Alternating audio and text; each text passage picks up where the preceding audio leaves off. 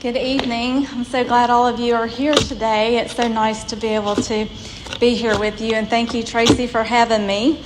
It's a really important thing that we're talking about tonight. And this isn't just something that happens to young girls in our case, but it's even happening to young boys and older men, senior citizens, men and women. So it's everybody. And especially with the rise of the internet, it's really becoming more and more, it's increasing rapidly.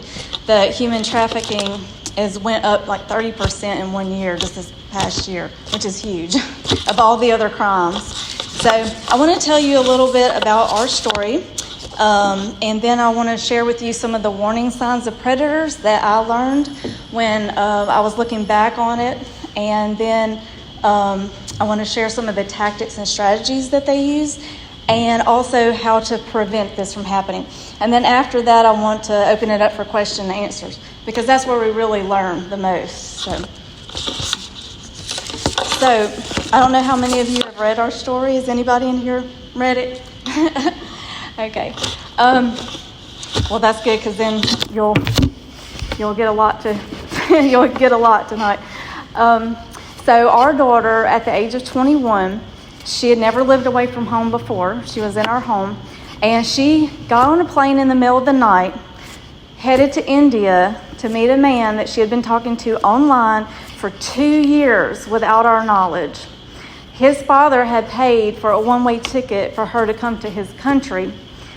And the whole time she had a boyfriend at home. So we didn't know she was talking to anybody else. With the help of Homeland Security and our U.S. congressmen, U.S. Marshals, and the Indian government and divine intervention, we were able to go over there and get her and bring her home.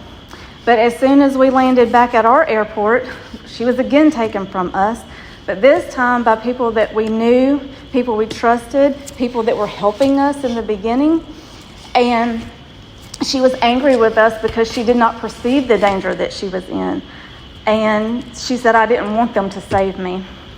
So there's a lot of mind control, a lot of manipulation and brainwashing that goes on.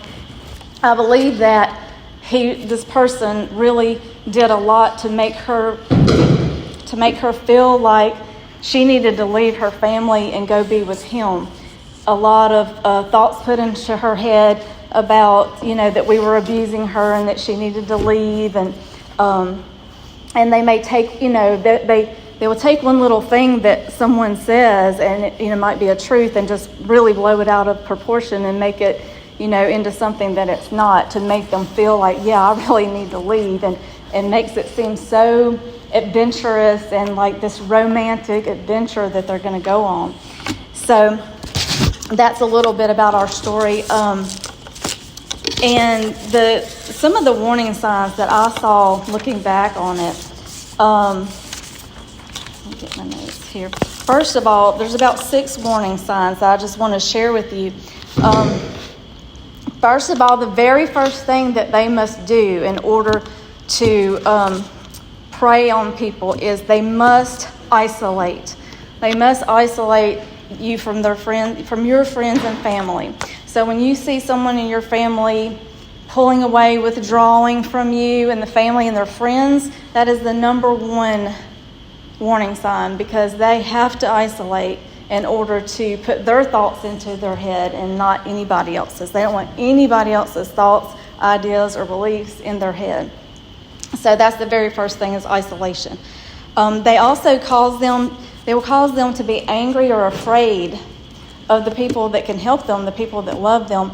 My daughter was first of all, she really didn't trust anybody anyway, but she really began to get angry at us, afraid. The last 2 months were like, it was ice cold in the house, just that ice cold friction.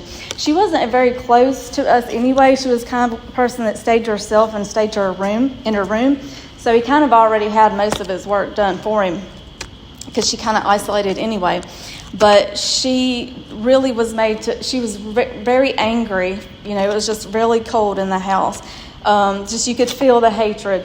And they begin to distrust the people that are supposed to help them. They begin to distrust the police or anybody that could help them. The police and people like that are made to be the bad people. You don't talk to them because that will keep them from going to anybody who could get them help.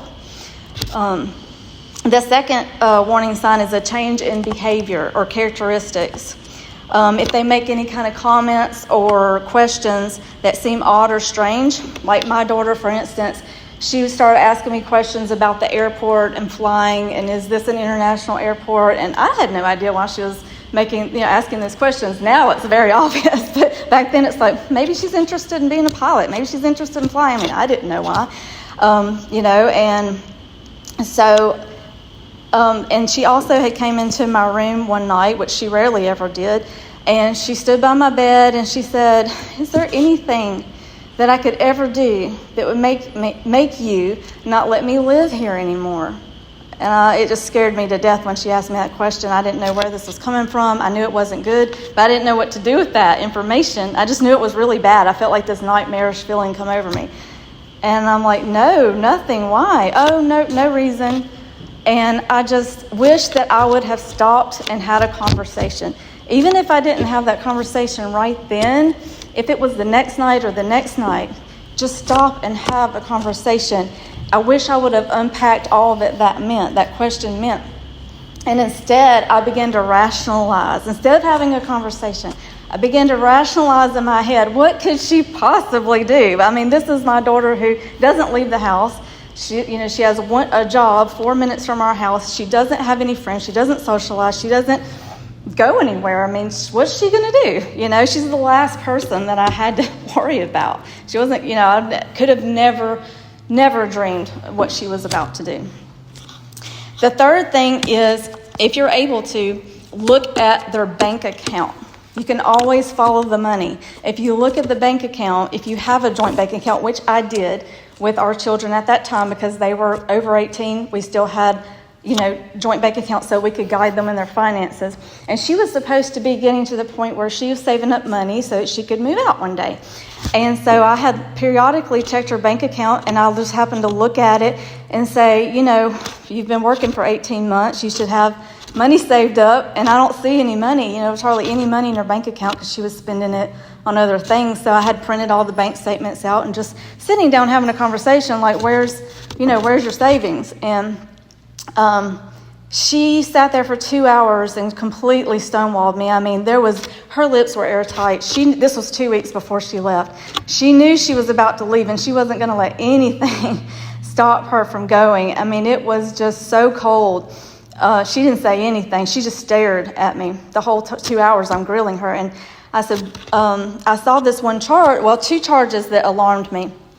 One was a check that she wrote out to cash for $500, and in the memo line it said travel. I'm like, what is this about? What is travel? She's like, she wouldn't say anything, but finally because she really didn't talk a lot anyway, but finally I was just chalked it up to her fantasizing, I mean, she kind of did that, did those things, I'm going to go, just play, pretend, So then the second charge was for $300, and it was for a place called Cox and Kings, COXKINGS, Cox and Kings. I asked her about it, she would not say a word. And I thought, maybe it's just a clothing store. Here I am again just rationalizing things. It's just a clothing store. All I needed to do was go one step further to just Google Cox and Kings and see what it was, right? But I didn't. My husband and I were working like 60 hours a week for the past 6 months. We were trying to revamp our garage with our business. We have an auto detailing business, and I was just worn out, tired, and I just didn't take that one extra step. But what it was where she got her visa. That's what that $300 charge was her visa. And if I had just looked, I would have seen that, but I didn't. And that's why I'm telling you. Number 4 is the mail. Where and how did they get their mail? Well, you're thinking, that comes to our house, to the mailbox. She was so obsessed and concerned about the mailbox because we have a business, and so I had changed out our mailbox to a mailbox that had a lock on it. That way we could, not have to worry about anybody bothering our mail. And she was so upset about that. And I thought it was hilarious. I'm like, why in the world are you upset about the mailbox, And so she needed her own key. And thankfully, I wasn't able to do that. But I just said, there's a key right there in the drawer. And but one other thing that I learned is that they will go and get a P.O. box. And if they get a P.O. box that you don't know about it, and they're just going, and this person is sending them things in the mail. So even if you don't see it on your on their bank statement, they could be not purchasing things themselves, but the other person could be purchasing it and then sending it to them in the P.O. box. And that's how she got the airline tickets. He had sent it to her through the mail right under our nose, because like I said, we have our business. We're always the one checking the mail. I said, we check it every day. You don't have to check it. I'll just bring it to you. But it went right under our nose. She even printed out the letter she left me in our office on our printer. I mean, everything was right under the radar. It's like, I don't know how this happened. How did I not see it? And I just have to believe that there's a reason. And I don't know what that is yet. But maybe it's for me to come and tell people about what happened, so that we can prevent it. But it definitely is a story, and not one I ever saw coming. Number 5, the other warning sign is conditioning. And this is something that the perpetrator, the predator, will do to the victim.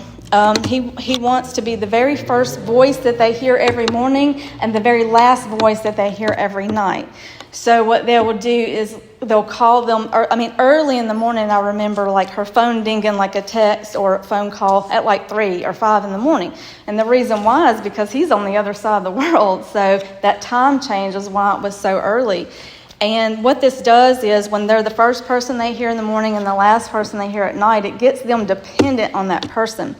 So they basically feel like they can't even get up and do life without, that person being there in the morning and at night. So that's the conditioning. And they also create an illusion of bonding with this person. So they will, like this person with my daughter, he said, I watched the same Disney movies growing up that you did, talking about the movies. And, oh, okay, so, we feel like we grew up together. They feel like they grew up together. They feel like they know you, know each other. And he would say things like that he liked doing the same thing she did. He loved going to the gym and working out like she did. He wanted to be a vegetarian like her, wanting to eat the same diet that she ate. And just things that, yes, you should have some things in common, but if it's to the point that everything to the same degree, that's kind of something you should think about, because nobody gets along that well. Nobody has the same exact taste and preferences, and it's not to the same degree. So he was really making that bond with her, really making that bond of an illusion of bonding, having the same things in common, and just feeling like she always knew. She knew him, and she'd always known him. Felt very safe with him. And then the last warning sign is kind of obvious, but it is keeping the relationship a secret. This was a secret. We had no idea she had a boyfriend. We had no idea that she was seeing someone online. And for 2 whole years, she kept this a secret. They're very patient and very gentle, soft-spoken, seem compassionate, seem so humble. The most humble that you would ever think, That's how they draw you in. You could never think anything bad about this person. It really is a business. You don't know if that person on the other side of the screen is just the person that's making this happen. Like, there's a whole organization behind it.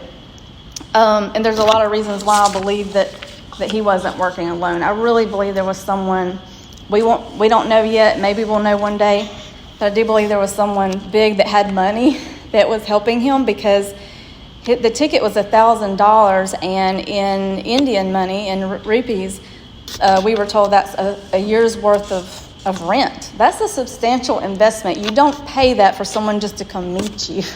This was an investment. There was some payoff somewhere. I feel it in my heart as a mother. There was a payoff somewhere. He was having her meet him in the New Delhi airport in India, which New Delhi is like the sex trafficking capital of the world. It is the largest country known for it, and the largest city in the largest country. I really feel like there was a transaction that was going to take place that day.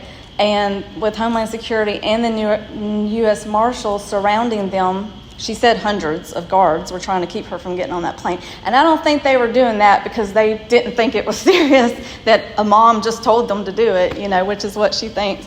I don't think that's the case. I think that there was something, I really believe that we thwarted an attempt at something that day. Again, we don't know what yet. But the thing is, when you thwart an attempt, there's no way to prove. If something doesn't happen and you thwart it, there's no way to prove it was going to happen or it wasn't going to happen.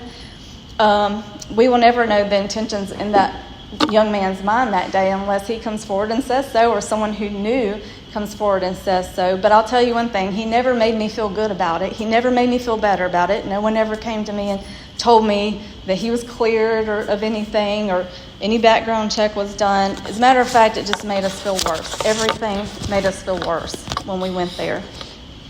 So now I want to talk a little bit about the strategies and the tactics that they use. But before I do that real quick, I just want to give you a few statistics so that you can know what we're dealing with and how big this is. There's 50 million people being trafficked in the U.S. today. That's way, way, way, way more than the Holocaust, and we talk about that all the time. 50 million people are trafficked today in the U.S. There's 500,000 predators online every day with your children and your grandchildren. 500,000. Of course, half of them that are trafficked are women. I would think it would be higher than that. And all 50 states have reported it, so there's no state that's immune to this. It's a $173 billion a year industry. That's the second largest in the U.S. And then, there's different types. I mean, there's the forced sex, there's forced marriage, there's forced labor, and then there's the child labor and child soldiers. So those are the different types. And of course, we know the most vulnerable are people who, they don't have a home, they don't have a stable home life, anywhere to live, and they don't have stable income. They might have family or social group. Those are the most vulnerable. But my daughter had those things. This still happened. Now, my daughter was I feel she was more vulnerable because now that we know, we feel like she was high-functioning autistic, even though we didn't have any proof or diagnosis of that. But people with, I would say, a weaker mind, are more vulnerable. She was very naive. Let's just put it that way. She was very naive. And even girls that are not naive, that are smart, this can happen to. And I want to point out that the man that wrote the foreword for my book, his name is John Baldwin, and his daughter, Mackenzie, they wrote a book together called Almost Gone.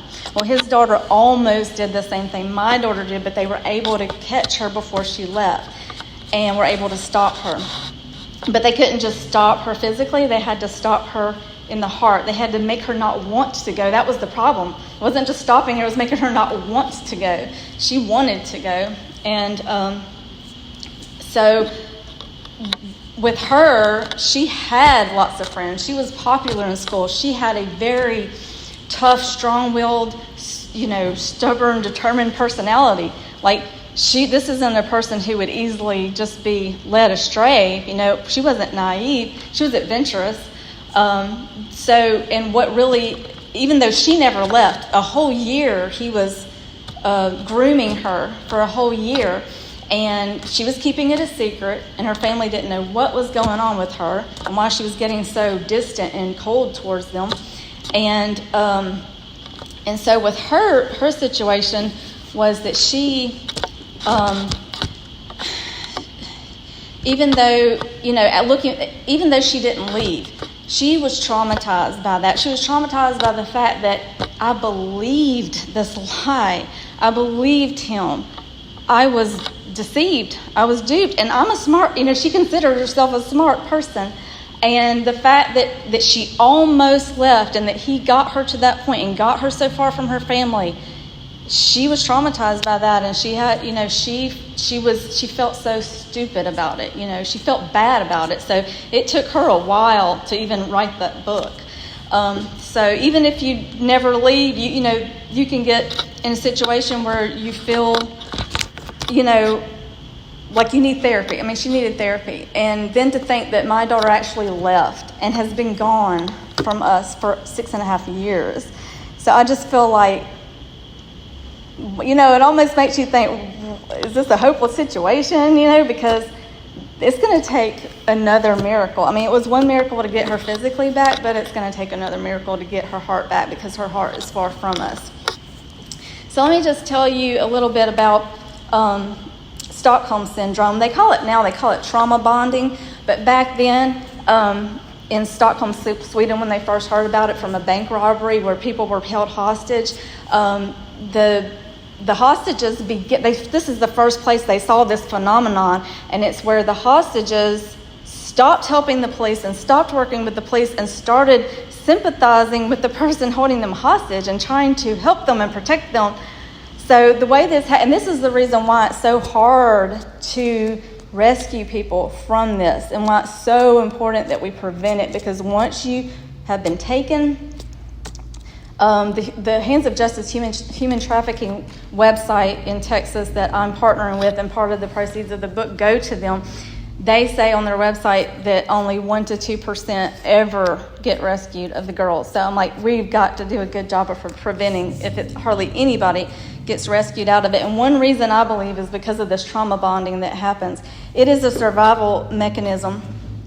And what it is if someone is going to kill you and then they change their mind and they decide, okay, now I'm not going to kill you, then you're so grateful, You're so grateful that, oh, thank God you saved my life. You're not going to kill me. So they start to, get this intimate, weird kind of relationship, going. So that, and obviously with the bank hostages, that was a short period of time. I don't think this was days. I haven't really studied that, but it had to be a short period of time that happened. It can happen very quickly. And then when you're talking about years, I mean, it's just, yeah, I can see why 1% to 2% ever get rescued, and then 0.1% of the predators ever get prosecuted. To me, that tells me that there's court corruption, and there's corruption going on where people are not taken care of. They're not trying. Okay, now the strategies of predators. Okay, there's about 4 different types. And I'm going to talk about another one that I just heard about when I did an interview with the Hands of Justice Vice President this past week. But the first one is the one that we most think of, and it's the one that my daughter fell into, and that is like what they call the Romeo. So it's a romantic relationship, and this can happen to senior women or senior men. So this is where they fall in love, and you're lured that way, either into the sex trade or extortion, which is what happened to him, sending money. You hear that a lot. But the other way can be an employment opportunity. Maybe some girls are too smart to fall in love with someone they don't know online. But then there's these employment opportunities that you see like on Indeed or Craigslist. I mean, anybody can go put an ad on Indeed or Craigslist.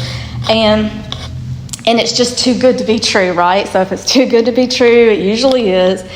And then the interview is far from home. You got to travel a little ways. So it's getting you away from your home and people who can help you, people who know you. And then they don't give you all the details, like what is this job really about? No details. You can't read, understand the language, or there's some kind of contract that you don't understand. So that's something that I really think we need to be aware of, is the too good to be true employment opportunities. And then even for career professionals, because since my book has come out, I've been getting, a lot of Facebook messages about, marketing and, different things. So even if you're like some kind of professional, and it's not like you're going to go work for somebody, but that wants to help you with your business or this or that. I mean, there's so many ways that people can scam you these days, just pretending to be somebody that they're not. And I had a phone call with a couple of these people, and the first one was really, really weird. And at the end of that phone call, I'm like, I need to end this conversation. I'm sorry. And I hung up because it's just weird. And then the second one was very contrasted to that. So thank goodness I had both of them. I could see that, one was legit. I think God gives us this human instinct. There's some, for the most part, a lot of times we just don't listen to it, but you can smell something. You can sniff it. You know something just doesn't sound right. And then, so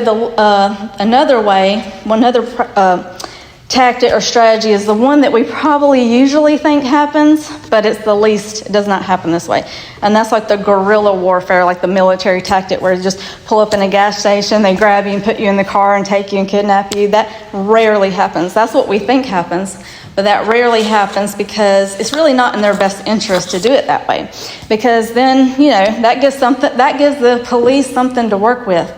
You grabbed her, you took her, you kidnapped her. But when they make you want to go, the police really can't do anything because she wants to be there. So it's more in their best interest to lure you, to deceive you, to make you want to come, and to make you want to stay. And then now I want to talk about the 4 ways that I believe that we can prevent this from happening and to protect. Number 1 is just what you're doing right now, is just being aware that it's happening. Awareness, that's like the biggest thing, because I had no idea that this could have ever happened. I had no idea that this could happen. So just knowing that it exists and telling other people about it and telling them to be careful, with their children online especially. Of course, it can happen not online, but online, it's just the kids are just so easily accessible from anywhere in the world at any time, and anybody can be whoever they want to be. I had someone make a comment today on one of my social media, and they said that when she was 14, she had a guy online that was coming to pick her up at her house, and when he got there, he was a grown man, and she said, "Thank God for the nosy neighbor across the street." And I'm like, yes, I'm so glad that you say that you realize it, that kids these days are like, mind your own business. They don't want anybody knowing what's going on, but she was thankful for the nosy neighbor across the street.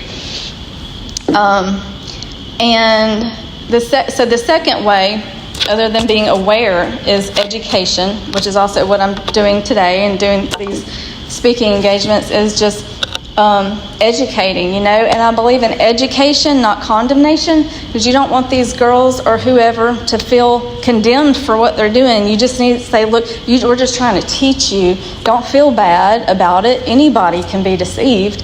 Don't feel bad about it. Just open up communication. Just talk. We need to talk, because the biggest thing is when you cut off communication, then you have nothing. You have nothing. You can't work with no communication. You have to have trust, and you have to have communication. Mackenzie Baldwin, the girl that her dad wrote the foreword for my book, she said that was the 3 things: awareness, and then having trust, and then having communication, that they would come and tell you if they felt something was wrong or they were in danger. So you've got to keep that communication open. And like my daughter said, she said, well, I didn't come and tell you because I knew you wouldn't let me go, and I wanted to go. And so even if and I know I might have not taken it very well, of course, because, I probably would have went crazy if she did, but I feel like if you can let them, as parents, it is hard to hear those things, and you might kind of, if you're like me, go crazy and, what are you thinking? What are you doing? But if you have somebody else maybe close by, or like a friend, one of your friends, or your sister, or somebody they can talk to that could kind of be a buffer, so that they can tell them and then they can tell you, kind of to go through someone instead of straight, if you're not having a close relationship, or there's usually a lot of, fire going on between you and your child, maybe somebody that could be that buffer, because it just need to be able to have that communication some kind of way. And even if, like Mackenzie had 3 friends that came and told what was happening, thank God for them, or their parents would have never known. There were other people who did know and didn't say anything. There were people in my story that knew that didn't say anything because they thought we already knew. They thought she was going on a mission trip, So just saying, hey, dropping a mention. Oh, hey, I heard so-and-so, just if her boss had just said, hey, just a mention, I would have been like, what? No, I don't know anything about India. And then, like, if for kids, like I've tried to tell on my YouTube channel, I try to tell kids, if you're afraid to go and tell on your friend, like you're afraid that so-and-so is in this unwrong relationship and I'm a little afraid, and you're afraid for them and you're afraid to go tell the parents, you can just take an anonymous sheet of paper anonymously and go stick it in their mailbox or on their front door. I mean, tell somebody. Go tell somebody that can tell them. And then so awareness, education. Okay, the third one is getting inside your child's head. And I know we're all busy and I know it takes time, but if you don't have that relationship and you don't get inside their head, you're not going to know what they're doing or what they're planning or how they're feeling. The human trafficking Hands of Justice vice president this week, he was telling me that, these kids, we don't... I lost my train of thought there. But, it just takes time. I mean, it would have took me 2 hours to sit there and talk to my daughter to figure out everything that was going on in her head. And what he was saying was, they prey on these unhappy teenagers. And he said, and what teenager is happy? No teenager is happy. You're going through all these changes. So they prey on that. They capitalize on it. Like, it's better here with us. You need to leave home and come with us. It's better here. So, and one way that he said also was that and I had not heard this yet, but that they are doing this through video games. They will be on there playing video games with them, and they will get them that way. So I imagine a lot of the young boys maybe, because they're on there playing video games. And he says, they'll start establishing this relationship with them, and they could be 8 years old, and they're patient. So it might take 2 years, to have and they might think they're their age. And then they'll go into the schools, because I guess I imagine that when someone's being trafficked, that they're not out there in life, that they're in a cage somewhere. But obviously they're out there still going to school. So these kids go to school, and they are their age, and they're recruiting them. They're telling them, come with us, it's better here.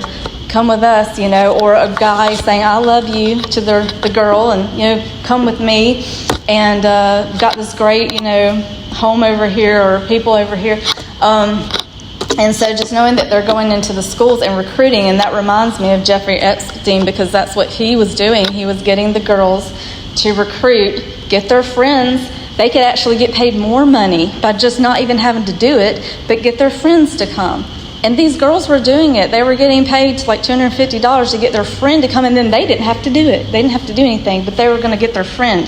And this is terrible that they can do that to their friends, but they get the victims to recruit, which is really, really a perverse thing, but they do.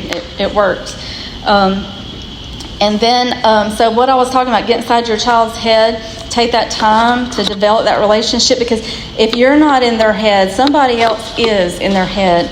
And if you can get inside their head and find out what they're thinking, what they're planning, how they're feeling, that is the access that you have to the other side of that relationship. Because that person is in their head, and that person's putting all their thoughts and all their plans and all their beliefs in their head. So if you can get in their head, then you're going to get access to that part of the relationship. And I know something's going to tip you off that this is something, is not right. And the fourth way that I believe that we can prevent, we got awareness, education, getting inside your child's head. And number 4 is to tell your story. To let others know what's happened. If it's happened to you, tell your story, because that helps let other people know that it is happening, how it happened, their tactics that they've used, and it really brings awareness and helps educate. And it's very healing for you to tell your story, and it's very healing for other people when they hear your story, because they can relate in some way. And then when they tell you, how it's helped them, then that brings even more healing to you. So it's very healing for both. And also, whenever you tell your story, it gives other people the courage to come forward and tell their story. Because the reason why a lot of people don't come forward when they've been, it could be anything. It could just be, sexual abuse. It could be domestic violence. But the reason that people don't come forward is because they don't feel safe to do that.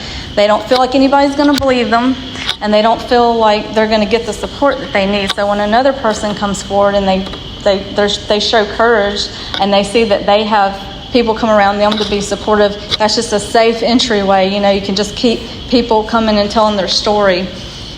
So I think that's everything that I had to share. So I was just going to open it up for any questions that you might have for me. So that was about 34 minutes, so not too long. But does anybody, and I can come out from the podium now. Just wanted to be able to hold my notes. Yes, ma'am. Go ahead. Okay. We have a home for girls who have Yes. been rescued. Yes. Camille Place here. Camille Place. Yes, I did. Tracy had told me about that, and that's the kind of thing that Hands of Justice does too. They have, they're helping them get back into everyday life, because whenever it's kind of like drug rehab or any rehab. They need cars, they need clothes, they need food, they need a job, they need a GED, they need to get back into life. And so that's good. And then the prevention side, they work on that too. So that's so good. And I told Tracy that any books that y'all buy tonight, it's all going to go to them. So, want to be able to help support that and help prevent as much as possible.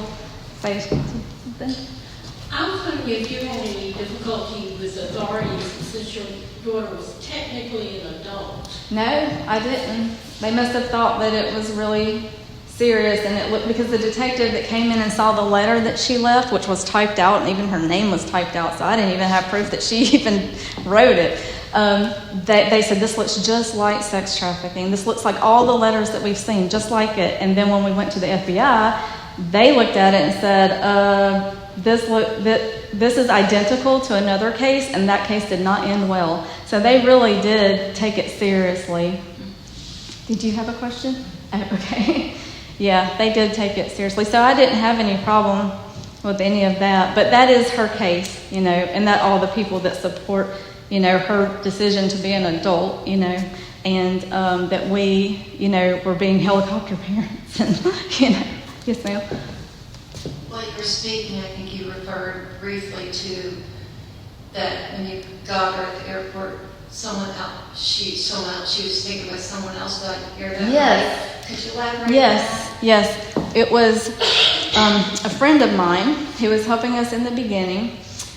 She came there. She whispered something in her ear, and then she left with her. And I come to find out later that she was telling my daughter that we were going to put her in a mental institution, and that she would be locked away for the rest of her life, and we would make every decision about her life for the rest of her life, and that she would never see the light of day. And actually some of our family members, we didn't just lose our daughter, we lost our whole side of our family, my husband's family mainly, but my brother and my husband's brother. They had all kind of collaborated together to make that happen, because they didn't know what day we were coming back. And they found out, and then that's how that happened. But it's spiritual warfare, because both of our brothers they just hated our Christianity. They just, and they just felt like they wanted to say that we,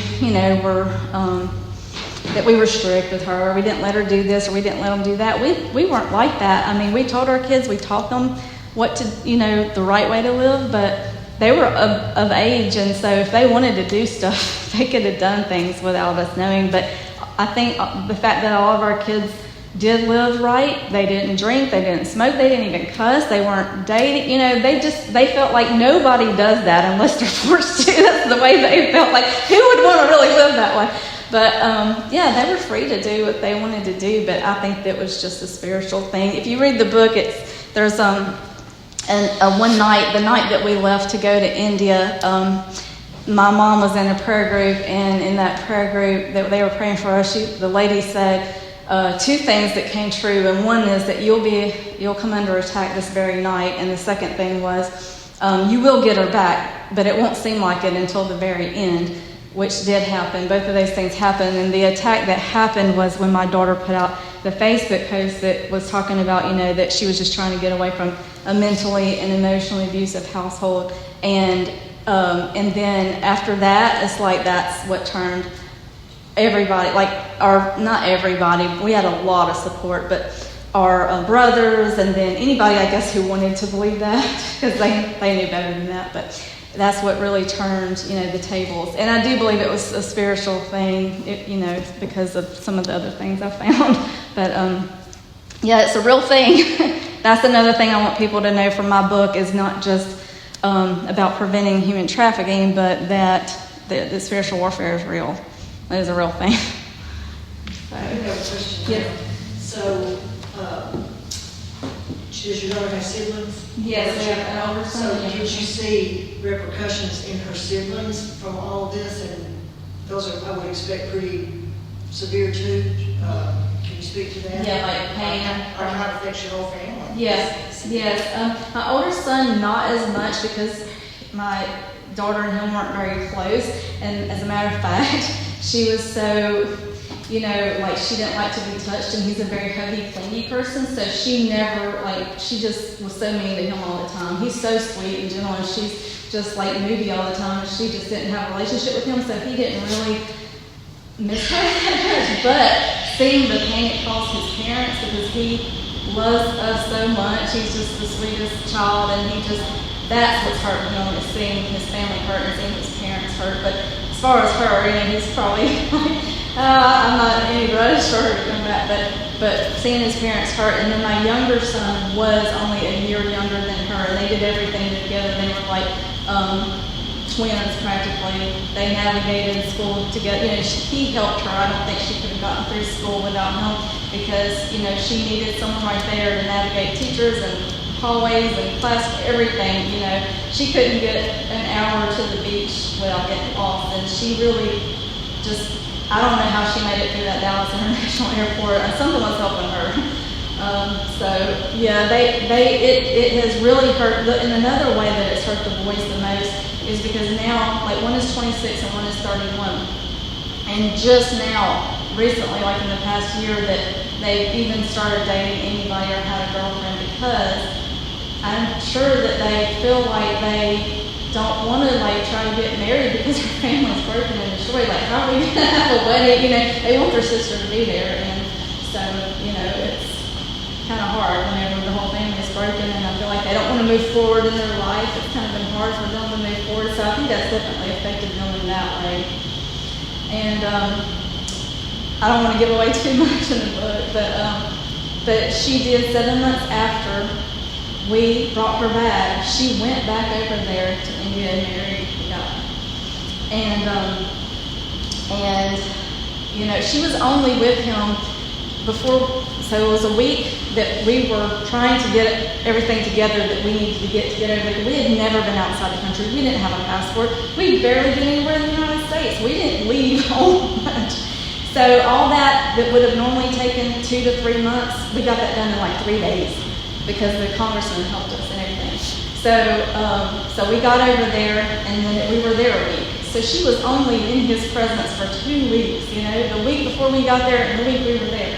And so she went back over there, and within 6 weeks she was married to me. So, when he's saying that, I feel like the human trafficking was plan A, and that the U.S. citizenship was just plan B.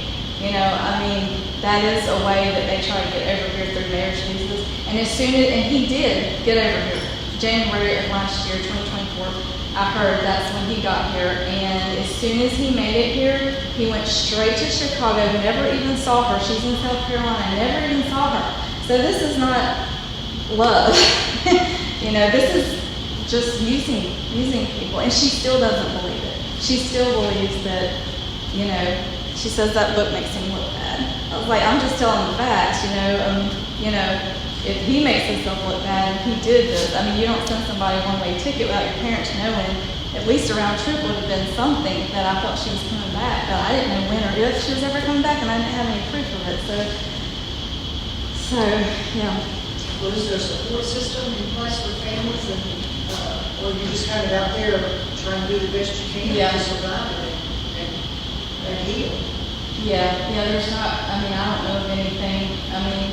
Thankfully, we've been able to, I think we've done our grieving, and I had to wallow, and we grieved differently. My husband, my mom, and I, we all grieved differently.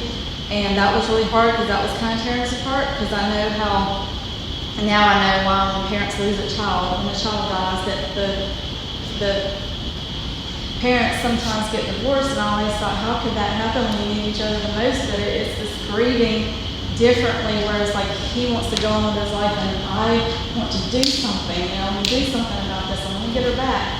And so, and then my mom's wanting to go on the other side and be like analyzing everything every day, and like, I can't do that, and I need rest. So grieving differently, it just kind of tears you apart, and I felt like I was losing them. So thankfully, we've been able to pull ourselves together. A lot of B12 helps a lot, Hypermobile, because it really strengthens your nerves, and that's helped.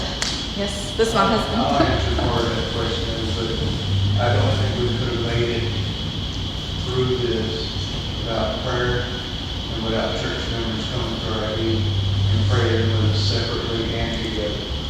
Because like she's saying, you grieve differently, and you're trying to do everything to help each other, but you don't know how to help each other. But I'm telling you, I don't know how people do any of this stuff without the Lord. Because if you focus on Him, He'll take care of the rest. And He's definitely done that for us, and He's got us to this point where we can talk about it. Yeah. There were parts where there was some dark days. I mean, there was a day where I was going to end it, but the reason why it really kept me from doing it was because I had 2 other sons.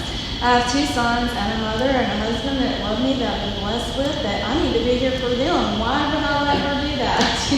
Why would I let her take me away from them? And then one day, hopefully she's going to come back, and I remember thinking, I don't want to be a puddle on the floor when she comes back. I want to be strong. I want to be a role model for her. There's a lot of estranged parents out there, so now I'm experiencing estrangement that I didn't even know that word before. I didn't even know that word until this happened, and now it's like I want to be that role model. I want to be doing things, and if you want to join me, come on, but I've got to move on and live my life. I can't just let you, pull me down to the grave. I've just got to go on and hopefully let this mean something. I'll let it help other people. Yes, ma'am. Did I understand you say that she was in India for 6 years? No, ma'am. She was there for the 2 weeks we were there. That she went back 7 months later after we got her, and she was there for she was there 6 months because they could stay 6 months. But she was there 6 weeks and then married and then was there the rest of the time, and then came back and worked to get him over here.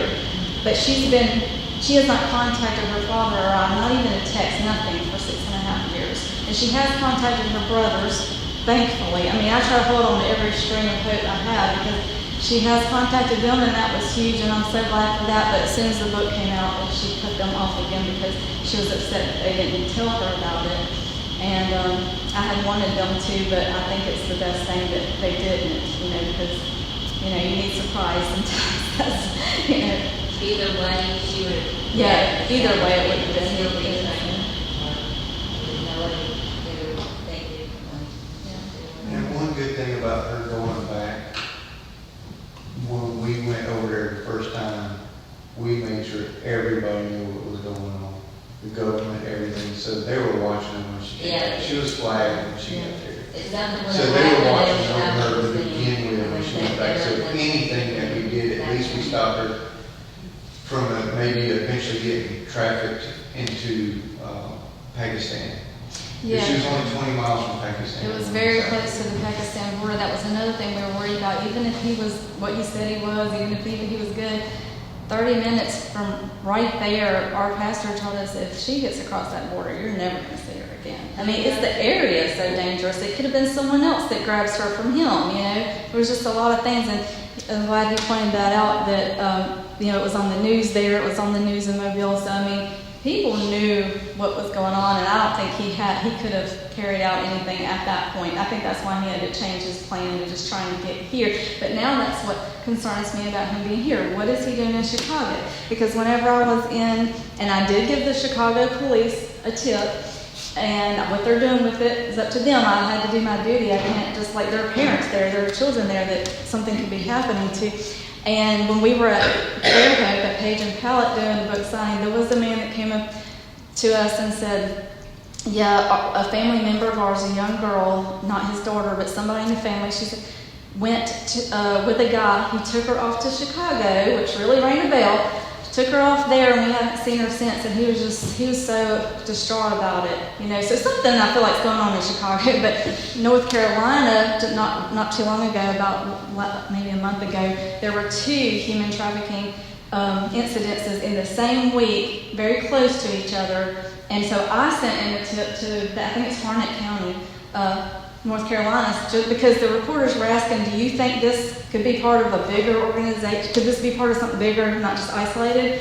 And so they said, well, we're still investigating it. So I emailed the sheriff there just saying, I just want to let you know the information I have, because Chicago, I mean, it could be part of that. I don't know.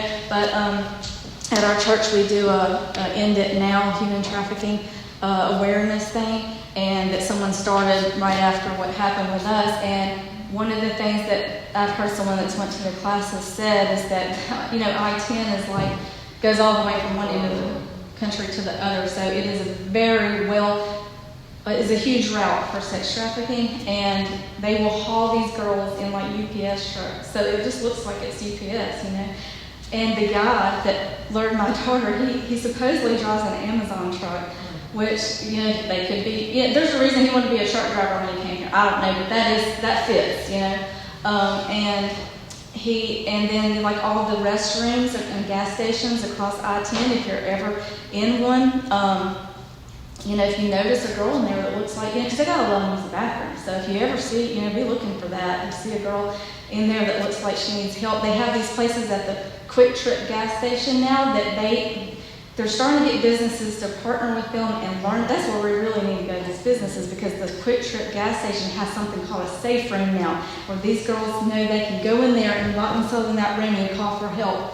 So that is great. And then like in some of the restaurants like Chili's, they'll put signs on the front door, human trafficking hotline, and then on the inside of those bathrooms in those gas stations and restaurants, McDonald's, whatever, the inside of those stalls, the girls' bathroom or boys, you know, putting the human trafficking hotline in there, things like that. I mean, anybody could go and do that, you know, we could all do that, but letting them know they have a way. But the problem is they're too scared to leave. They're too scared, you know. But I think that safe room is really good, because, you know, you can lock yourself in there and call, or, you know, people know what you're in there for, you know, and go in there. So I think that was a wonderful idea.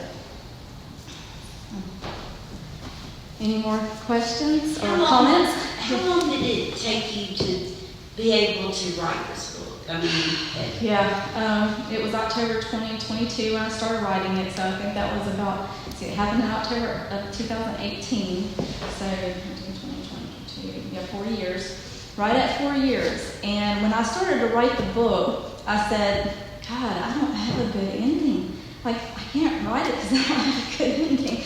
And I was ruminating over this for like the first 3 weeks, like that I'm trying to start writing it.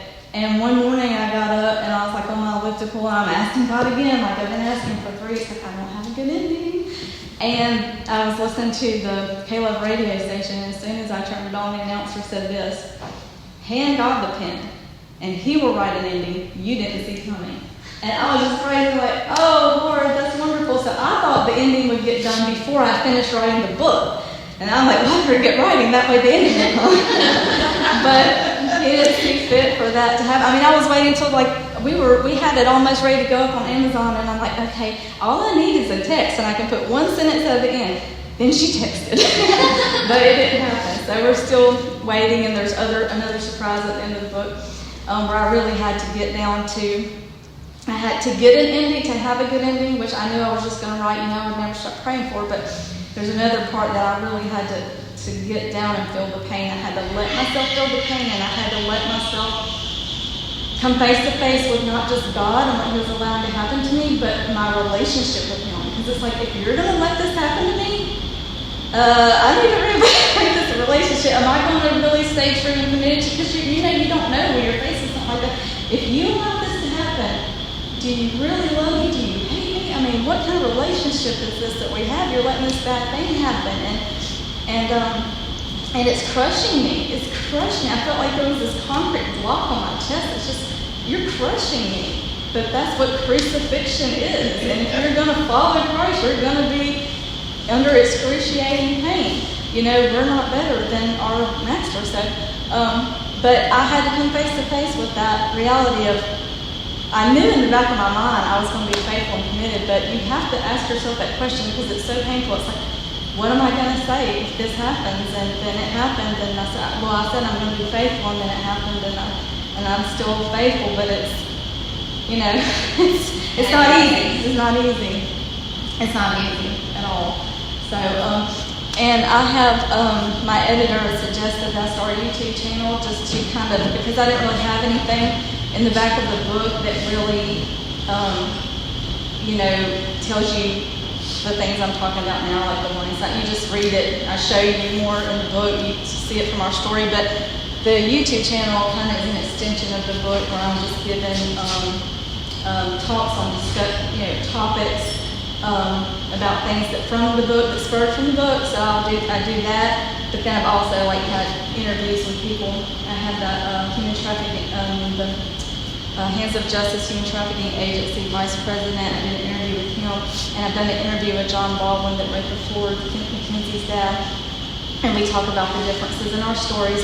And then I'm having a forensic handwriting expert come on, and I'm going to let her analyze a piece of the letter that he sent. So that'll be interesting. That's the end of April. And then I have another detective that works with sex offenders or something to do with, he works with that. And he's going to come on and he's done TED Talks. So I'm trying to do some interviews with people. I would love to have a Homeland Security guy on there. The guy that worked with us is retired now. I wish I could get in touch with him. But I'm trying to have some of those things on there as well as talking myself about things. And I also have, when y'all get ready to leave, if you want, I have some of these posters you're welcome to take. If you wanted to have one like to post at your church or any group that you wanted to, if you wanted me to come and speak, you can fill out one of these with your name and email and give it to me. And if you want to be a guest on my YouTube channel, if you are a parent that's estranged or went through difficult things with your child, or if you're an expert in any of those areas, and then if you wanted to, you can also sign up for me to come and speak at your church or group, or if you want to be on that email list just to find out where I'm at and what I'm up to and how things are going. And, because believe me, if we get good news, I'll be letting everybody know for sure. And then there'll be a sequel. We definitely want her to write her side. I want her to write her story, and then I was hoping she'd come back and write the ending with me, and that didn't happen. So I still believe that she's going to write her. We'll write it together. She'll write hers, and so that's the hope. And the hope is that we will be able to help prevent this from other people. I know we can't save everybody, but we can try to save one person or prevent this, and being aware of it.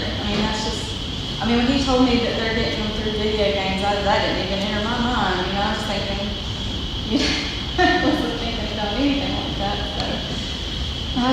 So, Is this guy a lot older than you are? my son? Oh, the guy? No, actually, he's a year younger. He's 20. 21. She's 21. Yeah, and he had repeated the 10th grade 4 times.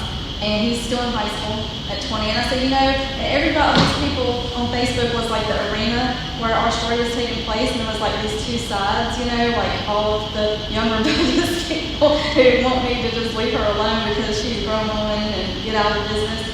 And then all the parents, that were very concerned.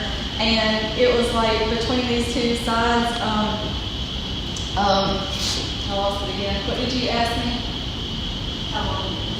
Okay, so he was still in high school, age 20, and they were trying to say things about, this is racism. And I'm like, I don't care if he was in this country, if he was next door, I don't care who he is.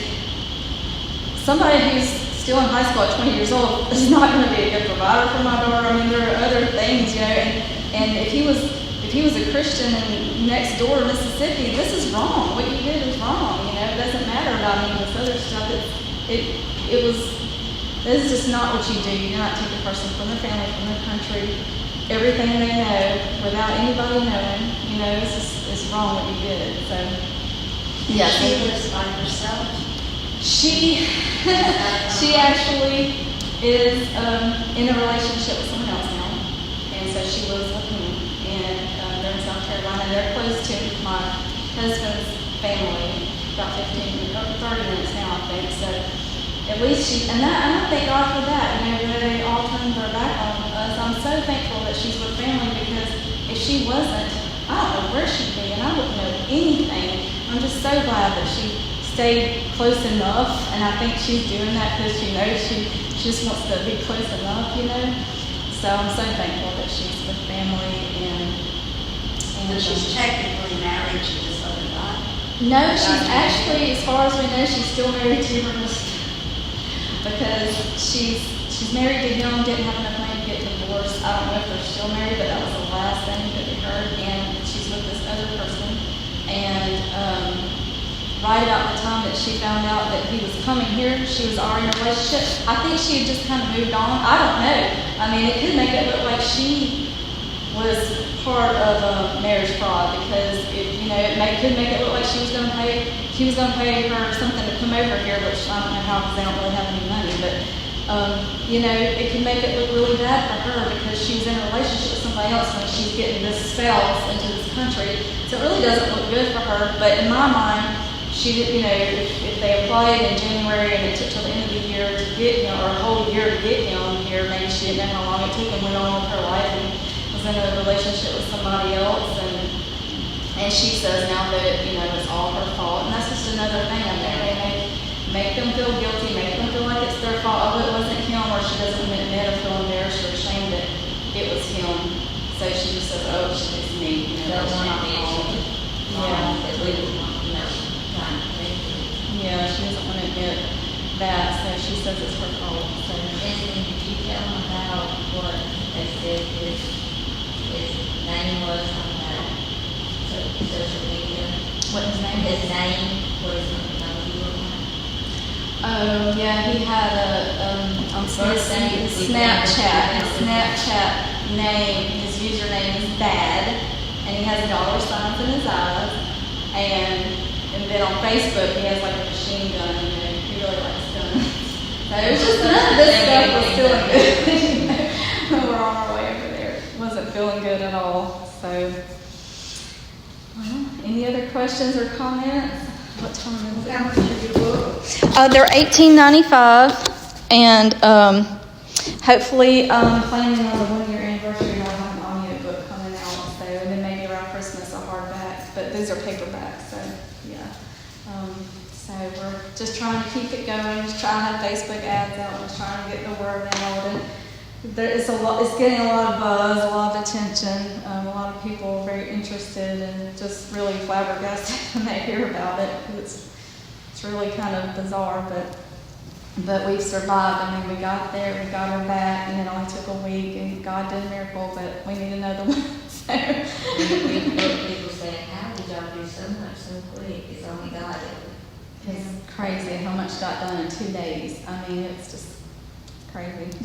Thank you. Yeah, you're welcome. Thank you. I can only imagine how hard it is to come forward and speak about this, and your husband sharing with so many people and educating them. And just thank you for your heart and for your caring enough to help others. Thank you. Thank you so much. I appreciate that. Yes, ma'am. Absolutely. Of course. All right.